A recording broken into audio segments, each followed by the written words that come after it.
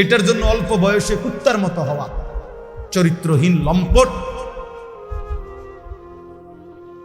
যে রাত দিন নারী দেখে, ছবি দেখে, জিনা ব্যভিচারের দৃশ্য দেখে, এমন নিকৃষ্ট জানোয়ার হওয়ার কোনো দরকার নেই। এটা এমনি মিলবে। বিয়ে শাদী তো স্বাভাবিক বিষয়, স্বামী স্ত্রী, নারী পুরুষের মিলন, আল্লাহ তাআলার কুদরতি নিজাম। আল্লাহ বলছে আমি এটা ব্যবস্থা করে রাখছি, যথা সময়ই পৌঁছে যাবে, সময়ের আগে এক লোকমা খাবারও পৌঁছাবে। আমরা কিতাবে পড়ছি, কিতাবের মধ্যে আছে, আমরা পড়ছি যে হে আল্লাহর বান্দা, তোমার লোকমা যদি, তুমি আসো জমিনে আর তোমার একটি লোকমা যদি পাহাড়ের উপরেও থাকে, তো নিশ্চিত মনে রেখো, ইয়াকিন, পাহাড়ের উপরের ওই লোকমাটাই তোমার মুখে পৌঁছবে। আর আল্লাহর ওলিরা বলেন, যদি হে আল্লাহর বান্দা, তুমি মুখের কাছে দুই ঠোঁটের সামনে নিয়ে আসছো লোকমা, কিন্তু যদি সেটা তোমার ফয়সালাতে না থাকে, খোদার কসম ওই লোকমা তোমার ভিতরে ঢুকবে না। যেটুকু বরাদ্দ ওইটা যদি পাহাড়েও থাকে, সেখান থেকে নেমে আসবে। যেটা বরাদ্দ নাই, সেটা ঠোঁটের কাছে থাকলেও সেটা কি হবে না, মিলবে। অতএব আমাদের জীবনের এটা বড় বুঝা উচিত। আমি বেশি আফসোস করি যে ছেলেরা, বাবা কেন বুঝতেছো না যে তুমি তোমারে চিনলা না কেন? কমপক্ষে ডানে বামে তাকাইও না, এই সমাজের কারো দিকে তাকাইও না, তোমার দিকে তাকাও তো একটু, যে আমি কি করছি সারাটা দিনে। এটা কি একটা সুস্থ মানুষের কাজ? সারা দিনে আমি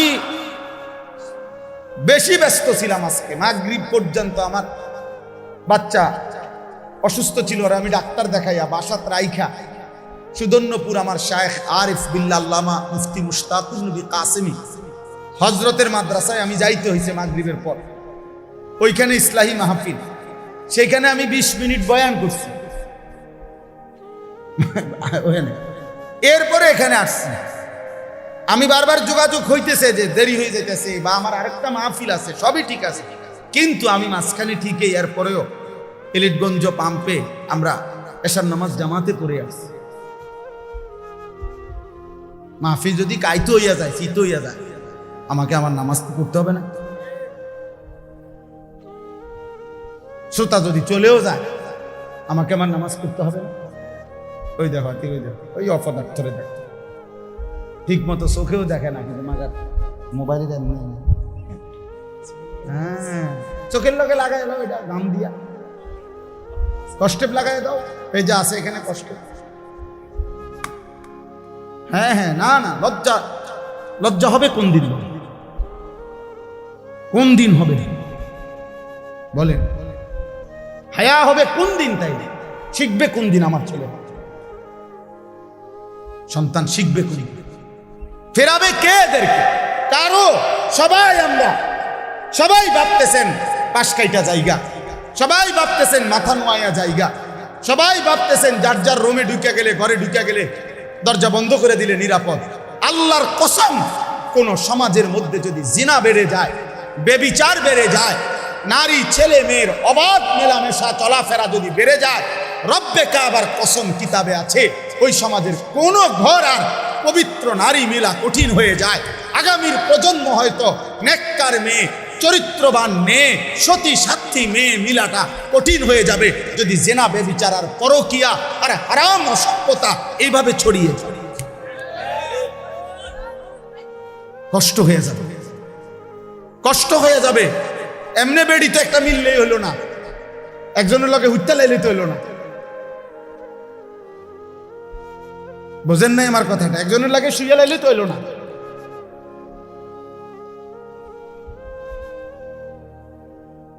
বিবাহ মানে তো একজন মেয়ের সাথে নারীর সাথে শুইয়া লাউন না। বিবাহ একটি সম্পর্ক, বিবাহ একটি ইবাদত। ইবাদত কিনা কথা বলেন? আল্লাহ কোরআনে বলছে ফানকিহু, তোমরা বিবাহ করো। তো যেটা আল্লাহর হুকুম, এটা ইবাদত কিনা? নবীজি সাল্লাল্লাহু আলাইহি সাল্লাম বলছে আন নিকাহু মিন সুন্নতি, বিবাহ আমি রসুলের সুন্নাত। তো যেটা নবীর সুন্নাত, এটা উৎসব নাকি ইবাদত? এটা ফুর্তি নাকি ইবাদত? নবীর সুন্নত এটা ফুর্তি নাকি ইবাদত? তাহলে বিবাহ কি? ইবাদত। আল্লাহর হুকুম, এ কারণেও ইবাদত। নবীর সুন্নাত, এ কারণেও ইবাদত। ইবাদত ইবাদত এক। 2 নাম্বার, বিবাহ মানে একটি ছেলে মেয়ের এই সম্পর্ক শুধু উপভোগের সম্পর্ক নয়, বরং এই স্বামী স্ত্রী মানে এখান থেকে কিয়ামত পর্যন্ত একটি প্রজন্ম। আমার দাদা দাদির মিলনে আমার বাবা, মা বাবার মিলনে আমি, আমার স্ত্রী পরে আমার সন্তান। তাইলে এইভাবে এটা একটা সিরিয়াস, এটা একটা সিরিয়াস। আমার দাদা 5 ওয়াক্ত নামাজ পড়ছেন রমজান মাসে, পুরা রমজানে মসজিদে ছিলেন, শেষ 10 দিন ইতিকাফ করছেন। ঈদের চাঁদ উঠছে, ঈদের দিন দাদা সকালবেলা ভোরে মসজিদ থেকে বের হইয়া ঈদের নামাজ পড়া ঘরে আসছে। চাচারে কইছে, ছোট চাচারে, যে আমি আমার শ্বশুর বাড়ির যাবো, আমার একটা রিস্কা এনে দেবে। আমার চাচার নাম হুসাইন। ওই যে হুসেন, আমারে একটা রিস্কা এনে দেবে, আমি আমার শ্বশুর বাড়ির যাবো। দাদা বুড়া মানুষ। আমার চাচা বলছে, আব্বা আমনে মুরব্বী মানুষ, শেষ বয়স, আমি মাত্র মসজিদটাই কি শ্বশুর বাড়ি যাইবেন? আমরা সব সময় চিনি রাঁধছি, আপনি খাবেন। দাদা কয় না, আমি যামুই, তুই রিস্কা না আনলে বাদ দে। নাতি মানে আমার চাচার ছেলে ইদ্রিস, পরে বলছে, নাতি তুই আমার হাতে ধর, দাদা যামুই শ্বশুর বাড়ি। এই কথা বলে দাদা একটু সামনে গেছে, মাঝ পথে পাশের গ্রাম, 2 গ্রাম পরে আমার দাদার শ্বশুর বাড়ি ছিল। দাদা মাঝখানেই রাস্তায় কাইত হইয়া পড়ে গেছে। সন্ধ্যাবেলায় আমার দাদা কবরে চলে মারা গেছে। আমার দাদা ঠিকই বুঝছে যে আমি শ্বশুর বাড়ি গেছি। তাহলে আমার দাদা নেককার ছিলেন,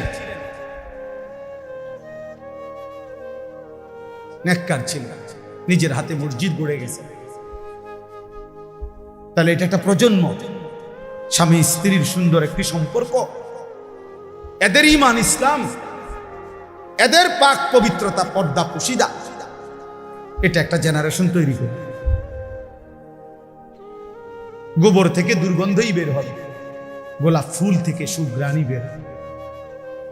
অতএব রাস্তায় ঘুরতো যে মেয়ে, বিবাহের আগে কোনো না কোনো ছেলের সাথে হারাম কোনো সম্পর্ক করত যে মেয়ে, আল্লাহর কসম, এই অপবিত্র মেয়ে থেকে পবিত্র কিছু আশা করা যাবে না।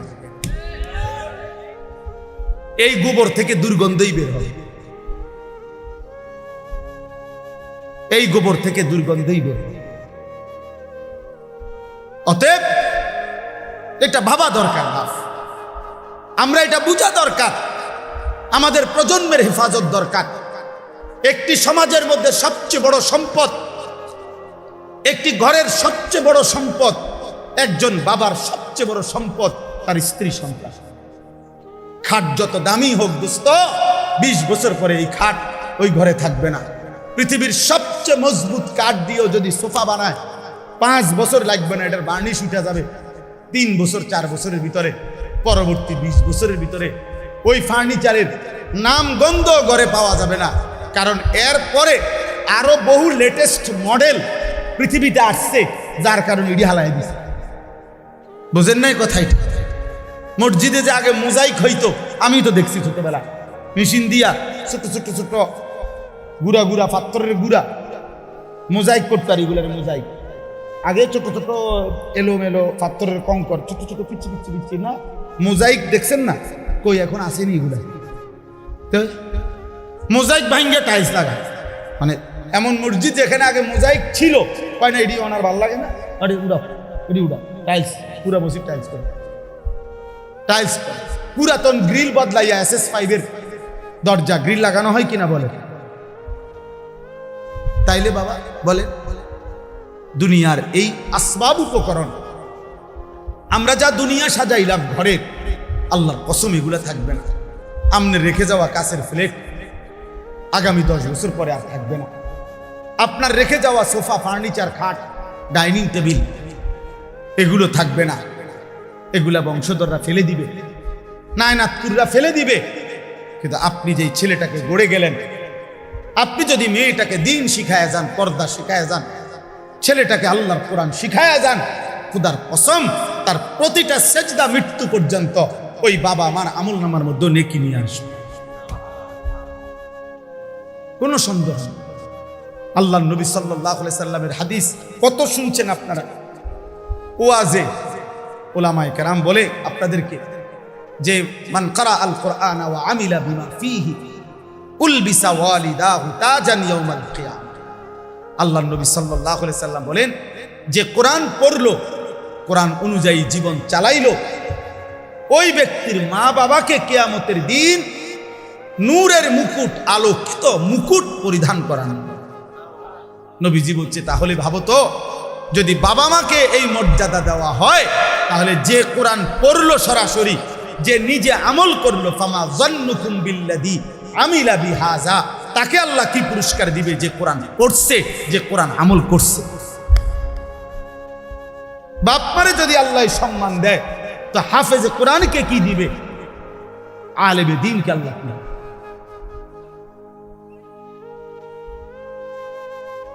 এজন্য প্রিয় ভাই, প্রিয় বাবা, সবাই মিলে গুনাহ ছাড়ুন।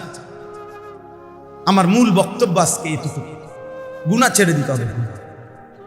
আখিরাত যদি পাইতে হয়, জাহান্নাম থেকে বাঁচতে হলেও গুনাহ ছেড়ে দেওয়া জরুরি, জান্নাতে প্রবেশ করতে হলেও গুনাহ ছেড়ে দেওয়া জরুরি। এক মুমিনের ডিউটি দুইটা, একজন মুসলমানের জীবনের 24 ঘন্টা কাজ দুইটা, এক গুনাহ বর্জন করা, দুই আদেশ পালন করা। খালাস, এরই নাম জীবন, এরই নাম মুসলমান, এরই নাম তাকওয়া, এর পিছনেই জান্নাত। উইদ্দাত লিল মুত্তাকিন, রব্বুল আলামিন বলে জান্নাত বানানোই হয়েছে মুত্তাকিদের জন্য। আর মুত্তাকি বলেই তাকে ওই মুমিনকে, যেই মুমিন প্রথমত গুনাহ বর্জন করে, দ্বিতীয়ত আদেশ পালন করে। আদেশ পালন, সতর খোলা রাখা। মনে করেন কারো নাভি থেকে হাঁটুর নিচ পর্যন্ত, এটা হলো সতর পুরুষের, এটা খোলা রাখা গুনাহ না নেকি? কথা বলেন। একজন মনে করেন এখন নামাজের ওয়াক্ত, নামাজ আদায় করা, এটা গুনাহ না নেকি? নেকি, বুঝেন নাই? নামাজ আদায় করা কি নেকি? সতর ঢাকা মানে সতর খোলা রাখা, এটা কি গুনাহ? এই শরীয়তের মাসআলা হইল যে এক্ষেত্রে কোনটা আগে ফরজ? ফরজ হইল আগে সতর ঢাকা ফরজ, এরপরে নামাজ। হিসাব বুঝছেন? নামাজের বাহিরে যেই ফরজগুলা, এর মধ্যে একটা কি আছে? তাহলে বোঝা গেল আগে তুমি এই গুনাহটা আগে কি করতে হবে? সরাইতে হবে, সতর ঢাকা, এরপরে সেজদা, এরপরে সেজদা। আগে সুদের থেকে বাঁচা জরুরি, এরপরে দান সদকা উপকারী। আগে কিস্তির থেকে বাঁচা জরুরি, এরপরে দান সদকা করা উপকারী। আগে লোন থেকে বাঁচা জরুরি, এরপরে দান সদকা করা উপকার। মসজিদে টাকা না দিছেন 30,000, কিন্তু 30 লাখ টাকা দিয়ে আপনি সুদের ব্যবসা করেন, এই বাটফার, পীর সওয়াব হারাম খোর, সব কিসের আবার? সওয়াব তোমার আব্বাই দেয়। সুদ খোরের 1 টাকায় কোনো নেকি হয় না, 1 টাকাও না। ফ্যান হয়, নেকি হয় না। টাইলস হয়, নেকি হয় না। নেকি ইমাম সাহেব দেয় না, ইমাম সাহেব শিক্ষা দিলে হইতো না। মাহফিলের বক্তা যদি একারে জনাব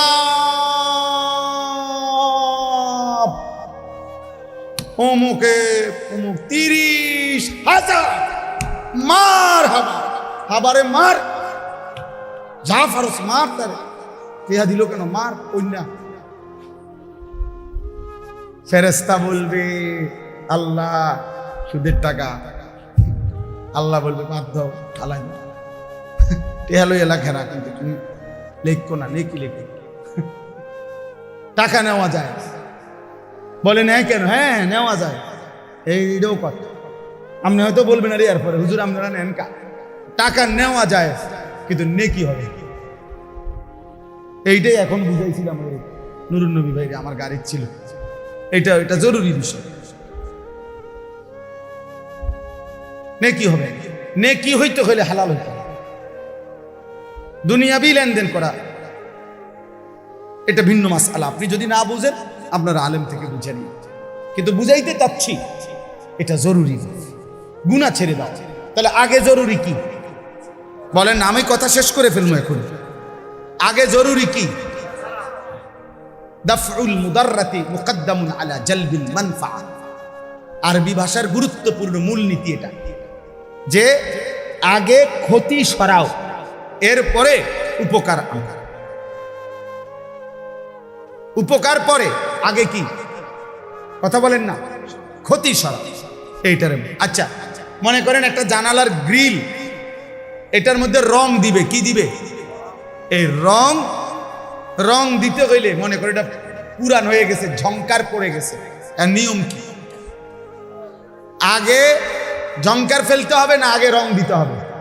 এই আগে শিরিষ কাগজ দিয়া ঝংকার ফেলতে হবে, এরপরে কি করতে হবে? এই আগে ক্ষতি সরাও, আগে গুনাহ ছাড়ো, এরপরে সেজদা দাও। এক সেজদা আল্লাহর আরশ ছুঁয়ে দাও। একবার জমিন থেকে আল্লাহ ডাক দিবা, রবের আরশ কাইপা যাবে। শর্ত কি? গুনাহ ছেড়ে, গুনাহ ছেড়ে, গুনাহ ছেড়ে। আরো বাংলা উদাহরণ দেই, আমরা বাঙালি উদাহরণ আছে। কোন ব্যক্তি মনে করেন কারো বাড়ির দরজায় গেইটে ভিক্ষার জন্যই মনে করেন হাত পাচ্ছে, এই সময় বাড়িওয়ালার কুকুর, পালা কুকুর খেউ খেউ কইরা দরজার সামনে আইছে, বেড়ারে মানে ধরে লেব দশা। এখন এই লোক কি বলবে? বাড়িওয়ালার আগে কি বলবে? যে কি সরাও, আমার চাল লাগবে না ভাই, আল্লাহ দোহাই, আমার কি লাগবে না, তুই এটা সরা ভাই, এটা সরা। কামড় না দোক, কামড় না দোক, শুধু এইটারে কয় কি? ভিক্ষা থাক, কুত্তা সামলা, চাল লাগবে না, উপকার করণ লাগবে না ভাই, ক্ষতি যাতে না করে, ক্ষতি যাতে না। এই জন্য এক মুমিনের প্রথম ডিউটি, যুবক হোক বৃদ্ধ হোক, আমি হই তুমি হোক, আলেম হোক পাবলিক হোক, আপনি মনে রাখবেন। আপনারা অনেক সময় অনেকে আছে বলে, আরে কয় তো লম্বা লম্বা, হুজুরের মধ্যে তো দোষের অভাব নাই, বলে কি না বলেন? আমিও তো বলি হুজুরের মধ্যে দোষের অভাব নাই। হুজুররা কি বেহেশতের থেকে নিয়ে আসছে? আমি কি এখন বেহেশতের থেকে আসছি না ক্যান্টনমেন্ট থেকে আসছি? ময়নামতি সাহেবের বাসা আমার বাসা, আমি কোনো বেহেশতের থেকে আসছি? মানে আপনি যদি মনে করেন কোন হুজুরেরও দোষ আছে, হ্যাঁ হ্যাঁ, তো আপনি আমার জন্য দোয়া করেন। আমরা আপনাদের জন্য দোয়া করি না? কথা বলেন না কেন? তো আপনারা আমার জন্য দোয়া করবেন যে আল্লাহ ওনারও গুনাহ থেকে বাঁচান, ওনারও আল্লাহ আপনি নেক আমলের তৌফিক দেন। আমি আপনার কাছে দোয়া প্রাপ্য না? কথা বলেন না কেন? তো তাই অসুবিধা কি? এটা কিন্তু সূক্ষ্ম ধোঁকা, সূক্ষ্ম ধোঁকা। আপনি চোখের সামনে দেখতেছেন আমরা দুইজন, তো এখন আমি পড়ে গেছি পানিতে, তো এরপরে আপনার দায়িত্ব এটা, আর আমি থাইকে লাভ না করে লাভ। এটাই তো কথা। এটা কোনো বুদ্ধিমান করবে? এটা আমার সাথী আগুনে পুড়ে গেছে, আর আমি আর হুজুরে জেনে আগুনে ফিরে গেছে, তো আর আমি পাবলিক থাকতে কিনি, আমরাও আগুনে পুড়ে যাই, এটা নিয়ে নিয়ম। তো যদি মনে করেন আমি ভুলে করে ফেলছি, যদি মনে করেন আমি গুনাহ করছি, যদি মনে করেন আমি হারাম করছি, এই বলে কি আপনিও হারাম করবেন? এটা জরুরি, গুনাহ ছেড়ে দেন। এই আজকের মূল বক্তব্য এটা, গুনাহ ছেড়ে দেন। এক মুমিন প্রথম কি ছেড়ে দিতে হবে? গুনাহ ছেড়ে। বিষয়টা কঠিন হইল, এটা আমাদের আল্লাহর আদেশ, আর আল্লাহর আদেশের উপরে কঠিন না সহজ, পারতেছি না এত কথা বলার কোনো সুযোগ নাই। আপনার যদি মন নাও চায়, আপনার যদি বিবেকে নাও চায়, আপনার যদি কলজাটা ফাইটাও যায়, তারপরেও আপনি আল্লাহর হুকুমের জন্য গুনাহ ছাড়তেই হবে, ছাড়তেই হবে, ছাড়তেই হবে। কার হুকুম এটা? আমার মালিকের। বসে আদেশ করছে, অতএব অনেক সময় অনেক কাজ ভাল লাগতেছে না, তারপরও অধীনস্থ কর্মকর্তা তার বসের আদেশ মন না চাইলেও পালন করতে হবে। আর মন চাইলে তো ভালোই, মন চাইলে তো কি ভালো। এটা জরুরি বিষয়। এজন্য গুনাহ ছেড়ে দাও, গুনাহ ছেড়ে দাও। তাকওয়ার প্রথম অর্থ গুনাহ বর্জন, দ্বিতীয় অর্থ আদেশ পালন। আর আল্লাহ এটাই বলছে, ইয়া আইয়ুহাল্লাযীনা আমানুত্তাকুল্লাহ, ইয়া আইয়ুহাল্লাযীনা আমানুত্তাকুল্লাহ। কোরআনুল কারীমে প্রায় 7 বার এই কথাইটা আল্লাহ বলছে, হে ঈমানদার, ইত্তাকুল্লাহ, ইত্তাকুল্লাহ, ইত্তাকুল্লাহ, ইত্তাকুল্লাহ, ইত্তাকুল্লাহ, ইত্তাকুল্লাহ, ইত্তাকুল্লাহ। হে আল্লাহর বান্দা, হে মুমিন, আল্লাহকে ভয় করো, আল্লাহকে ভয় করো, আল্লাহকে ভয় করো। আর তাফসীরের মধ্যে লিখছে, যদি প্রশ্ন করেন যে হুজুর আল্লাহকে ভয় করা মানে কি, আল্লাহকে ভয় করার প্রথম অর্থ গুনাহ ছেড়ে দেওয়া, দ্বিতীয় অর্থ আদেশগুলো পালন। আগে গুনাহ ছেড়ে দাও, আগে গুনাহ ছেড়ে দাও। ওয়াদারু যাহিরাল ইসমি ওয়া বাতিনা, আল্লাহ বলছে প্রকাশ্য গোপন সব গুনাহ ছেড়ে দাও। নবীজি বলছেন, রাসূলুল্লাহ সাল্লাল্লাহু আলাইহি ওয়াসাল্লাম বলছেন, ইয়্যাকুম ওয়াল কাযিব, মিথ্যা বলা ছেড়ে দাও। আলাইকুম বিসসিদক, নবীজি বলছে সত্য বলাকে জীবনের জন্য গ্রহণ করে। অতএব দয়া করে এটা বুঝতে হবে। তো এই আয়াতটা এবার আসেন, আমি যেই পড়ছি সূরা নূর 18 নম্বর পারা, কোরআনুল কারীমের 24 নম্বর সূরা 30 নম্বর আয়াত, এই একটি আয়াতের এবার তর্জমা বললে আমার কথা শেষ। আল্লাহ তাআলা এখানে বলছেন, কুল, হে নবী আপনি বলুন, লিল মুমিনিনা, সকল ঈমানদার পুরুষদেরকে, ইয়াগুদ্দু মিন আবসারিহিম ওয়া ইয়াহফাজু ফুরুজাহুম, তারা যেন বাধ্যতামূলক 2টা কাজ করে। এক, তারা যেন সকলেই তাদের চোখ ভিন নারী, হারাম ছবি, হারাম দৃশ্য থেকে চোখ যেন নিচে নামায়। ওয়া ইয়াহফাজু ফুরুজাহুম, এবং সমস্ত ঈমানদার পুরুষদেরকে বলেন তারা যেন তাদের লজ্জাস্থানের হেফাজত করে। কোনো জিনা, কোনো ব্যভিচার, হাতের নাপাক ব্যবহার, কোনো রকমের অসভ্যতা, নারী পুরুষ, পুরুষ পুরুষ, যেই কোনো রকমের অপকর্ম নিজের লজ্জাস্থান দ্বারা যেন না করে, লজ্জাস্থান যেন হেফাজত করে এবং চোখ যেন নিচে না নামে। প্রিয় ভাই, এই প্রথম কথাটা বলার জন্যই আমি এই কথাগুলো বলছি। আজকের সময়ের বিবেকবান যারা, দিন নিয়ে যারা ভাবে, মানুষকে নিয়ে যারা ভাবে, এরকম বিবেকবান বিচক্ষণ বুজুর্গ আল্লাহওয়ালা ওলামায়ে কেরামের মূল বক্তব্য হলো, বর্তমান সময়ে মানুষের সবচেয়ে বেশি যেই গুনাহটি হচ্ছে সেটা হলো এই চোখের গুনাহ। কিসের গুনাহ বলেন? এই চোখের। দিবা নিশি আমাদের মা বোনেরা বেপর্দা রাস্তায় চলছে, নিজেদের ভিন্ন রকমের অঙ্গভঙ্গি, আর এটা পুরুষ প্রতিনিয়ত দেখছে, অথচ এটা হারাম।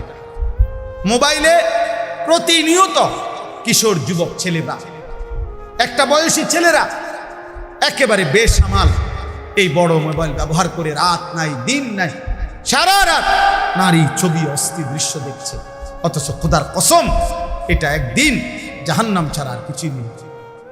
আল্লাহ নবী সাল্লাল্লাহু আলাইহি সাল্লাম বলেছেন, যে ব্যক্তি কোনো নারীর সৌন্দর্য হারাম, যেটা তার দেখার অনুমতি নাই, সে দেখলো, খোদার কসম নবী বলছে কিয়ামতের দিন তার 2 চোখে সীসা জাহান্নামের আগুনে গলাইয়া এরপরে সীসা ঢেলে দাও, সীসা ঢেলে দাও, সীসা ঢেলে দাও। অতএব আপনাদের কাছে অনুরোধ করছি, এই ছোট্ট কথাটা আল্লাহ তাআলা আমাদেরকে বলছেন, ইয়াগুদ্দু মিন আবসারিহিম, চোখ নামাও, চোখ। যুবক ভাই, তোমরা অনেক নওজোয়ান, মাশাআল্লাহ, প্রিয় সন্তান, নিজের উপরে দয়া করো। এই মোবাইলের অব্যাহত নেশা তোমারে ক্ষতিগ্রস্ত করবে। একদিন তুমি দুনিয়াও আগামাতা কিছুই খুঁজে পাবা না, আখেরাত। বয়স্ক বাবা যারা আছেন এখনো 50-60 বছর, অথচ এখনো চা দোকানে, টেলিভিশনে নাটক, সিনেমা, নর্তকীর নাচ দেখার অভ্যস্ত বা অভ্যাস আছে, আল্লাহর ওয়াস্তে চাচা ছেড়ে দেয়।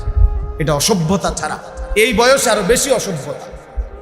এই জন্য আল্লাহ নবী সাল্লাল্লাহু আলাইহি সাল্লাম স্পষ্ট বলছেন, রাগ হবেন না, নবীজি বলছেন, আল্লাহ নবী সাল্লাল্লাহু আলাইহি সাল্লাম বলছেন, হাসরের দিন আল্লাহ তাআলা ওই বান্দার দিকে তাকাবেন না, আল্লাহ তাআলা তাকে পবিত্র করবেন না, আল্লাহ তাআলা তাকে জাহান্নাম থেকে বাঁচাবেন না, এই কথা বলতে গিয়ে 1 নম্বরে যার কথা বলছে নবীজি বলছেন যে আশ-শাইখুজ জানি, যে বুড়া ব্যভিচারী। খোদার কসম, বয়স বেশি, বয়স হয়ে গেছে, অথচ এখনো জিনাকার, ব্যভিচারী।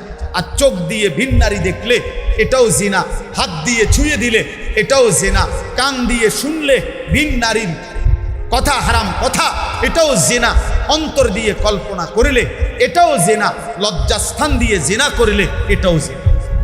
নবীজি বলেছেন। অতএব আল্লাহ নবী সাল্লাল্লাহু আলাইহি ওয়াসাল্লাম বলেন, বয়স্ক হওয়ার পরও যে জিনার অভ্যাস, হারাম নারী দেখার অভ্যাস, বাস্তবে হোক আর মোবাইলে হোক আর টেলিভিশনে হোক আর সাদওয়ানে হোক, এই বদভ্যাস যে ছাড়ে নাই, আল্লাহ তাআলা তার দিকে কিয়ামতের দিন তাকাবেন না, আল্লাহ তাকে পবিত্রও করবে না, আল্লাহ তাকে জাহান্নাম থেকে বাঁচাবে। অতএব দয়া করে জওয়ান কিংবা বৃদ্ধ এবং নারীরা যারা, পরের আয়াতে আল্লাহ বলেছেন ওয়াকুল্লিল মুমিনাত ইয়াগদুদনা মিন আবসারিহিন্না ওয়া ইয়াহফাজনা ফুরুজাহুন্না। আল্লাহ বলছে মুমিন মহিলাদেরকেও বলেন তারা যেন ভিন পুরুষ থেকে তাদের চোখ নামিয়ে রাখে এবং তারাও যেন তাদের লজ্জাস্থান হেফাজত করে।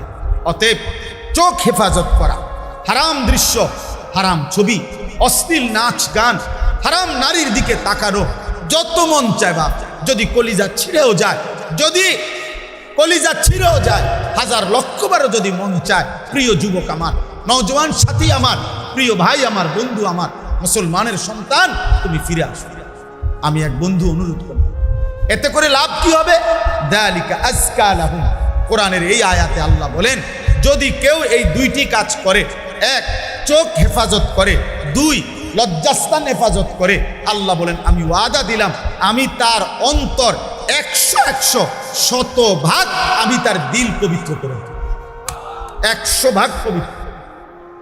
ইন্নাল্লাহা খাবীরুম বিমা ইয়াসনাউন।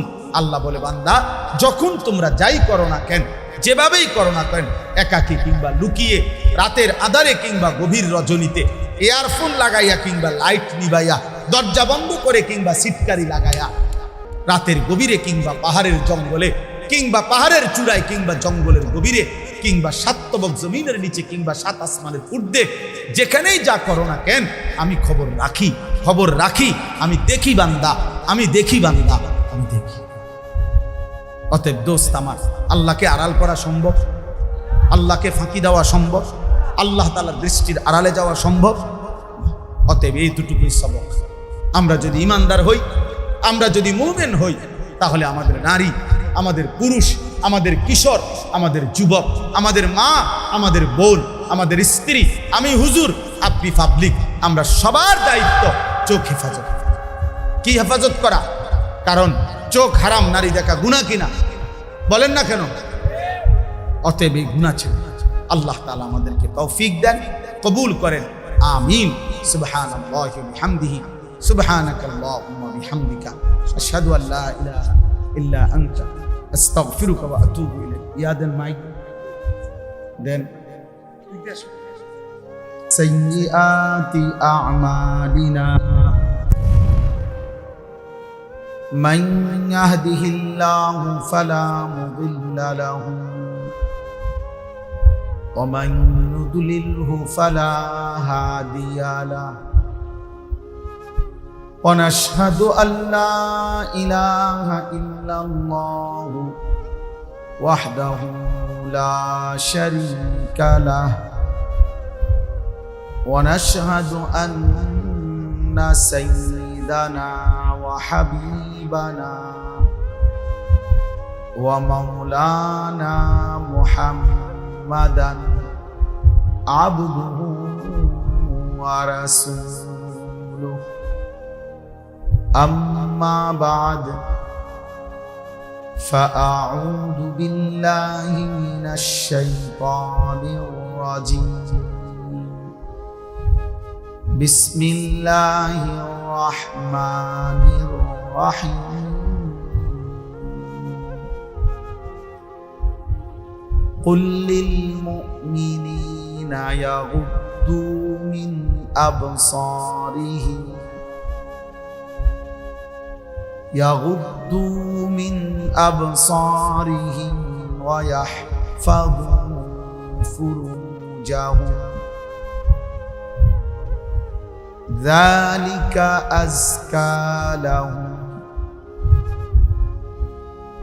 إن الله خبير بما يصنعون صدق الله مولانا العظيم وقال نبينا صلى الله عليه وسلم يا علي لا تتبع النظرة النظرة فإن لك الأولى وليست لك الآخرة اللهم صل على محمد وعلى آل محمد كما صليت على إبراهيم وعلى آل إبراهيم إنك حميد مجيد اللهم بارك على محمد وعلى آل محمد كما باركت على إبراهيم وعلى آل إبراهيم إنك حميد مجيد سبحانك لا علم لنا إلا ما علمتنا إنك أنت العليم الحكيم